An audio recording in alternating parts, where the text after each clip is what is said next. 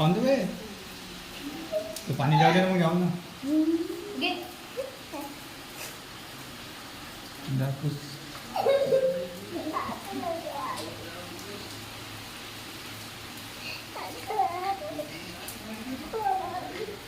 हां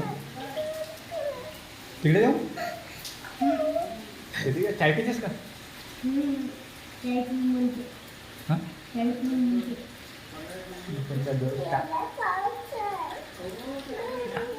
झाला पाणी गेला तळ्याकडे का फिरवलं